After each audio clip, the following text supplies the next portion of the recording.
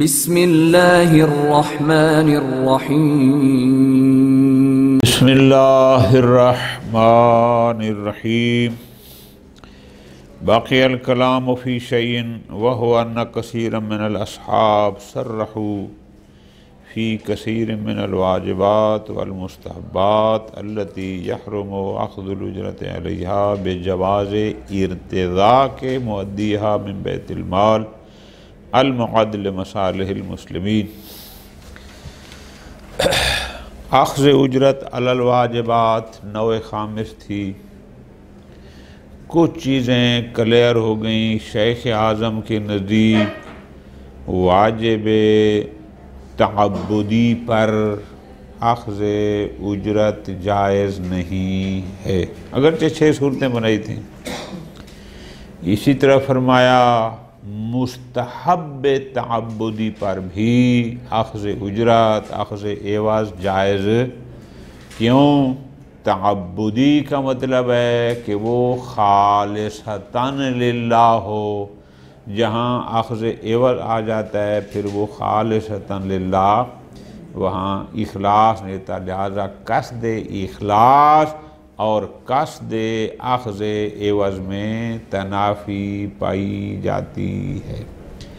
कल इस बात पर भी पहुँचे थे कि इमामत कराना यह भी मुस्तहब तअब्बुदी है, एवज़ जायज़ नहीं। हत्ता कि आज़ान में भी बाज़ हज़रात अदम जवाज़ के कायल थे। इस सारी बहस के बाद एक बड़ा बुनियादी सवाल उठता है कि जनाब अगर इन वाजिबात तअब्बुदिया या मुस्तहब्बात तअब्बुदिया पर अख़्ज़ उजरत जायज़ नहीं है तो फिर कोई इनको करने के लिए तैयार न होगा। बेईमाना कि अगर वो ये सारे काम करता है तो फिर अपनी रोटी रोज़ी कहाँ से कमाएगा, वो अपना घर कहाँ से चलाएगा। बाज़ हज़रात ने उसके लिए राह हल ये बयान किया कि हर वो हो, अगर तवज्जो करना मज़ेदार बात है, हर वो वाजिब और मुस्तहब जो तअब्बुदी हो जिस पर उजरत लेना जायज़ नहीं है, ऐसे वाजिबात और मुस्तहब्बात को अंजाम देने वाले को बैतुल माल से कुछ न कुछ दिया जाएगा जो उसकी ज़रूरियात ज़िंदगी को पूरा करे।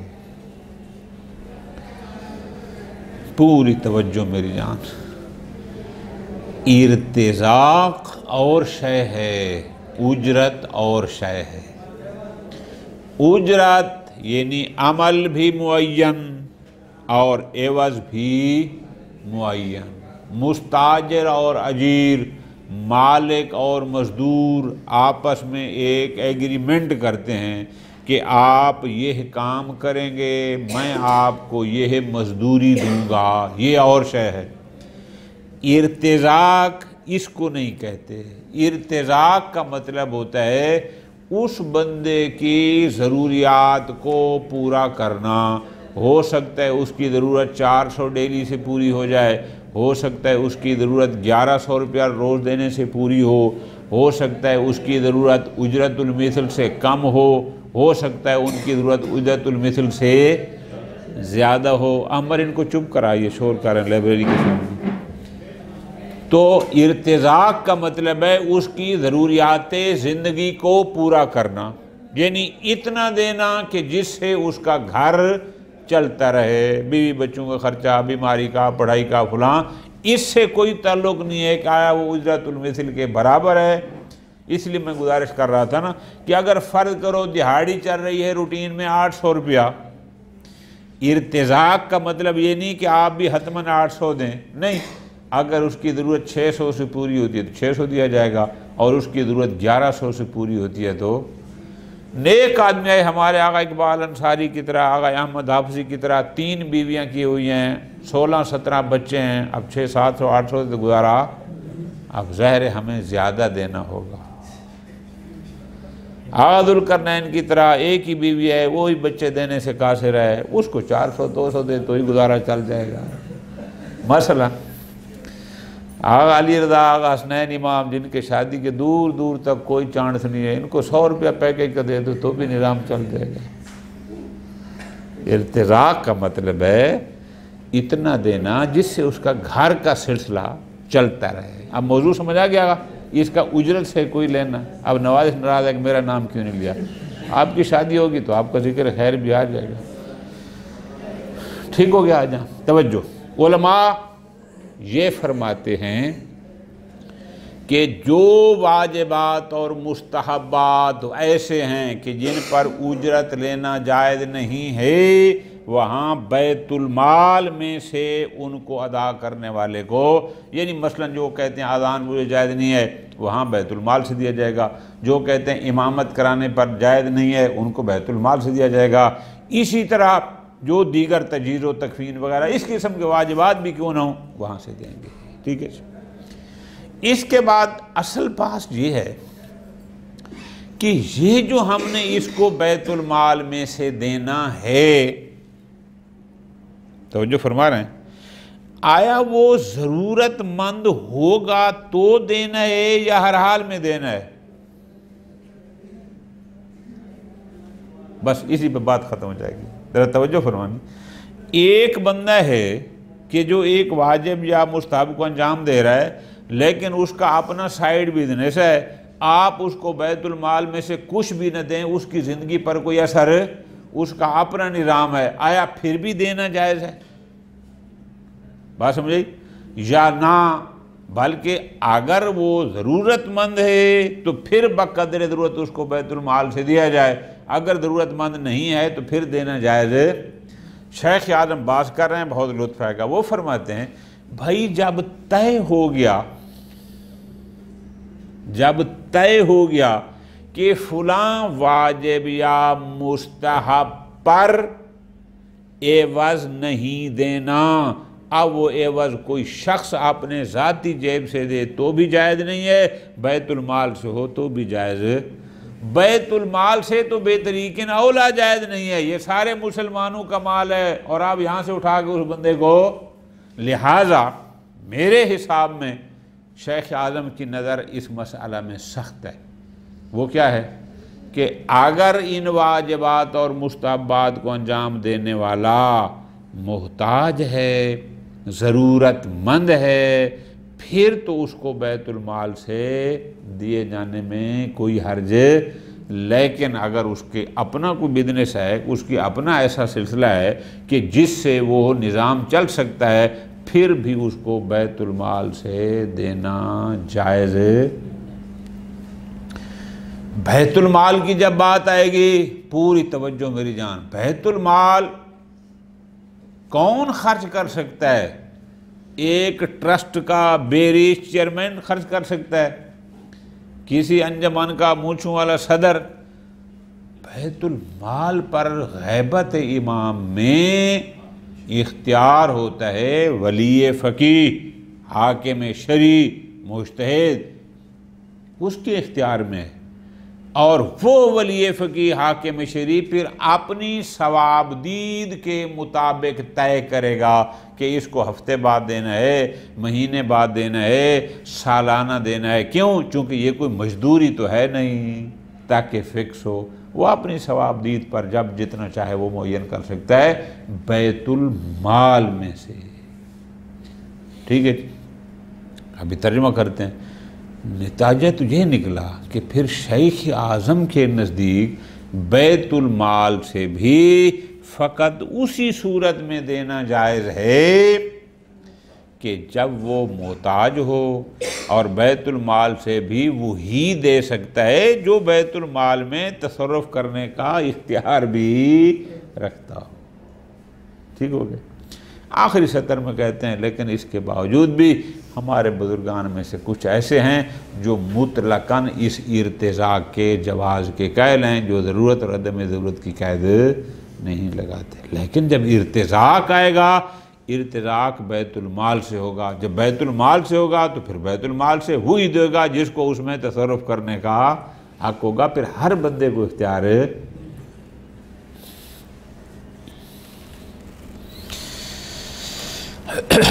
आखिरी बात, वाजिबात और मुस्तहब्बात किन पर उजरत लेना जायज़ है, किन पर जायज़। अब फरमाते हैं बाकी अल कलाम फ़ी है, आखिरी नुक्ता इसमें रह गया कि अन्ना कसीर मिनल असहाब, हमारे बहुत सारे बुजुर्गान, शेख तूसी जैसी शख्सियात, इब्न इदरीस हिली जैसी शख्सियात, मुहक्किक अव्वल जैसी शख्सियात, अल्लामा जैसी शख्सियात, शहीद अव्वल जैसी, ये कायल हैं किसके, सर्रहू तसरीह की, किसकी, फ़ी कसीर मिनल वाजिबात वल मुस्तहब्बात, के बहुत से ऐसे वाजिबात और मुस्तहब्बात, अल्लती याहरुम अख़्ज़ुल उजरत अलैहा, के जिन पर उजरत लेना हराम है। सर्रहू तसरीह की है, किस बात की तसरीह की है, बेजवाज़ इर्तिज़ा के मुअद्दीहा मिन बैतिल माल, के जो भी ऐसे वाजिबात और मुस्तहब्बात को अंजाम दे रहा है उसका बैतुल माल से इर्तिज़ाक़ जायज़ है। बैतुल माल चूँकि वो होता है मसाले मुस्लिमीन के लिए और यह भी उन्हीं में से है। इर्तिज़ाक़ का मतलब मैंने आपको गुजारिश कर दिया, इसका मतलब क्या है, यानी उसकी ज़रूरियात को पूरा करना। अब उसमें तय नहीं होता, कन्फर्म नहीं।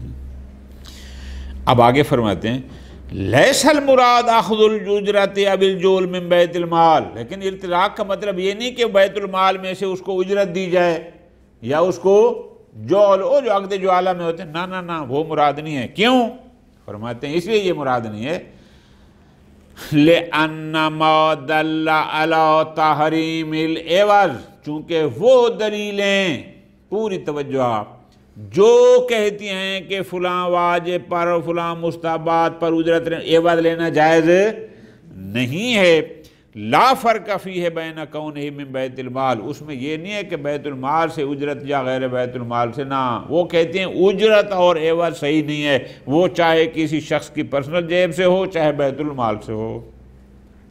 बल हैसो इस्तफ़दना मिन दलील वजूब, बल्कि जिस जिस दलील से हमने किसी अमल का वजूब समझा था कि ये फ़लाँ पर वाजिब है, मतलब क्या था कि कौनहू हक़्क़न लिल गैर, कि वो हो इस पर हक़ है। हमने गुजारिश की थी क्या कि मरहूम का जिंदा पर हक़ है कि जिंदा उसको गुस्ल दे, उसका हक़ है कि ये उसको कफन दे, उस पर नमाज पढ़े, उसको दफन करे। जाहिल का आलिम पर हक़ है कि ये उसको वाजिबात की तालीम दे या ये इमामत कराए इला आखिरी। तो जब हक़ लिल गैर हो गया, याजिब अदा हुए रहे, इस गैर पर वाजिब है कि जिसका हक़ है ये उसको इलैह, यानी उसको अदा करे, अब चाहे वो वाजिब ऐनी हो या मुस्तहब ऐनी, चाहे किफ़ाई। खूब, बस जब इस पर वाजिब है कि ये उसका हक़ उसको अदा करे, यकून अक्लुल माल बे इज़ाही, और ये मुकाबिल में अगर उससे कुछ लेता है तो ये अक्ल माल बिल हो। जब आम हालात में ये हो गया तो काना एताउल एवल में बैतुल माल, बैतुल माल से एवल देना बेतरीकिन औला हराम होगा। क्यों, लिअन्नहु, चूँकि ये बैतुल माल को ज़ाय करना है और माल मुस्लिमीन को ज़ाय करना है उस पर कि जिसको नहीं दे सकते थे हम उसको दे रहे हैं। लिहाजा इर्तिज़ाक़ से मुराद क़तअन ये नहीं है कि बैतुल माल में से उसको उजरत दी जाए या बैतुल माल में से उसको जो, ना ना ना, ये मुराद। फिर क्या मुराद है, हाँ, बलिल मुराद, इससे हमारी मुराद यह है इर्तिज़ाक़ से कि इज़ा कामल मुकल्लफ़ बिमा यजिब अलैह, कि अगर एक बंदा उस काम को अंजाम देता है जो उस पर वाजिब किफ़ाई या ऐनी है, और काम भी ऐसा है कि यरजो इला मसालिहिल मोमिनीन, कि उसका फ़ायदा, उसकी मानफ़ात मसालिह, यानी वो उसका फ़ायदा मोमिनीन को पहुँचता है और उनके हुकूक में से जैसे कज़ा, इफ्ताह, अज़ान, इकामा वग़ैरह। वरआ वलीयुल मुस्लिमीन अल मसलहता, पूरी तवज्जो, और वली मुस्लिमीन समझता है, क्या समझता है, वो मसला समझता है, फ़ी तायीन शैअ मिन बैतिल माल ला, कि मैं बैतुल माल में से कुछ इसके लिए जो इस वाजिब या मुस्तहब को अदा कर रहा है, जिसका फ़ायदा बाकी मुसलमानों को भी पहुंच रहा है, वो मसलहत समझता है कि इसको कुछ दे, फिल यौम डेली की बुनियाद पर, महीने की बुनियाद पर या साल की बुनियाद पर। क्यों? मिन जहते क़याम ही बिज़ालिकल अमर, इसलिए कि ये सारे फ़लाँ फ़लाँ वाजिब मुस्तहब अंजाम दे रहा है और इसका लोगों को फ़ायदा पहुंच रहा है, और वली समझता है कि इसमें मसलहत यह है कि इसको भी जवाब में कुछ न कुछ दिया जाए। क्यों क्यों दिया जाए? ले कौन ही फ़कीरन, चूँकि ये मोहताज है, यमनहुल क़याम बिल वाजिबिल मज़कूर अन तहसील ज़रूरियाती, चूँकि ये फ़लाँ फ़लाँ वाजिबात और मुस्तहबात को अंजाम दे रहा है, इसकी अंजाम देने की वजह से वो अपनी ज़रूरियात को बाहर से कसब करने में, हासिल करने में क्या है, ममनू है। चूँकि वो जब सहरा ये काम करेगा तो बाहर बेचारा कोई अपना कारोबार नहीं कर सकता। बस फ़युअय्यिनुल्लाह वली मुस्लिमीन, इस बंदे के लिए मुअय्यन करेगा क्या? मा यरफ़अ हाजत, जिससे उसकी हाजत या जो उसकी हाजत को ख़त्म कर दे। अब चाहे वो उजरतुल मिस्ल के बराबर हो, उससे कम हो, उससे ज़्यादा हो, इससे कोई फ़र्क, उसने देखना है कि इसकी ज़रूरत कैसे पूरी होती। फरमाते हैं वला फ़र्का बैन यकूना तायिन और रिज़्क़ लहू बादल क़याम। अब ये वली फ़कीह की अपनी सवाबदीद पर है कि उसके लिए जो मुअय्यन कर रहा है रोज़ाना या हफ्ता या महीना या सालाना, चाहे उसके उस काम करने के बाद उसको देता है या उससे भी पहले देता है, इससे कोई फ़र्क, चूँकि वो कोई उजरत तो है नहीं, वो तो हाकिम शरी ने एक मसलहत देखी और उस बुनियाद पर उसको दे रहा है। ठीक हो गया। हत्ता अन्नहु लौ कील ला, हत्ता कि अगर इस काम वाजिब या मुस्तहब तअब्बुदी को अंजाम देने वाले को ये कहा जाए या हाकिम कहे, इग्ज़ फिल बलद, तू शहर में बैठ कज़ावत सजावत कर, अना अक्फ़ी का मऊनतका मिन बैतुल माल, मैं बैतुल माल से तेरे सारे अखराजात पूरे करूँगा। फरमाते हैं कोई हर्ज नहीं है, चूँकि ये कोई ज्वाला नहीं है, ये बैतुल माल से उसकी अपनी सवाब, क्योंकि वो कह रहा है जो तेरा खर्च होगा। ज्वाला तो फिर भी मुअय्यन होता है ना, जो मोबाइल ढूंढ दे 500 दूंगा, 1000 दूंगा, मुअय्यन है, जबकि यहाँ वो नहीं है। ये कहते हैं जो तेरी ज़रूरत होगी पूरी करूँगा, ज़्यादा जाए। ख़त्म होगी बात, फासला।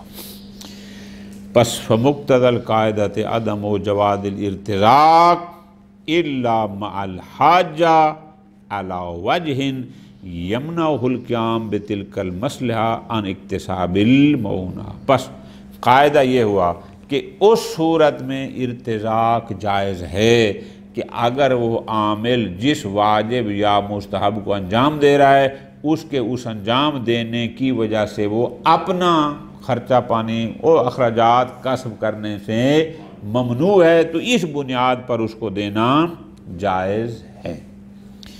फ़ाल इर्तिज़ाक माल इस्तिग़ना, लेकिन अगर वो इन वाजिबात या मुस्तहबात को भी अंजाम दे रहा है लेकिन वो है भी मुस्तग़नी, वलो बिकस्बिन, यानी ऐसा है कि वो अपना निज़ाम भी घर का चला सकता है, इधर इस वाजिब और मुस्तहब को भी अंजाम दे सकता है। ला यमनहुल क़याम बितिलकल मसला, शेख आज़म के नज़दीक फिर जायज़। बस इर्तिज़ाक भी बेसूरतिल हाजा जायज़ है, बग़ैर सूरतिल हाजा जायज़ नहीं। ये हो गया शेख आज़म का अपना मौक़े। लेकिन यज़हर मिन इतलाक़ जमाअतिन फ़ी बाबिल क़ज़ा ख़िलाफ़ो ज़ालिक, उनकी बात सुनते लगता है कि नहीं नहीं, बेशक चाहे उसका अपना बिजनेस भी क्यों ना हो, फिर भी इन कामों पर उसको इर्तिज़ाक यानी बैतुल माल में से कुछ देना जायज़ है। अल्हम्दुलिल्लाह यहाँ तक बहस मुकम्मल हो गई। आगे कुछ चीज़ें रह गई हैं लेकिन साल ख़त्म हो गया। अल्लाह ने कभी तौफीक दी, फिर कभी इंशाअल्लाह उसको पढ़ेंगे। अल्लाह पाक अब हमें इन सब पढ़े हुए पर अमल करने की तौफीक अता फरमाए, आपको भी कामयाब व कामरान फरमाए। दौरान साल कोई कास होना, कोई नाराज़गी, कोई गुस्सा, कोई लेट आने पर डांटना, तो इंशाअल्लाह आप हमें माफ़ करेंगे, हम आपको माफ़ करेंगे। सल्लल्लाहु अला मुहम्मदिन व आले मुहम्मद वअज्जल सल्ले अला व आले मुहम्मद वअज्जल फरजा।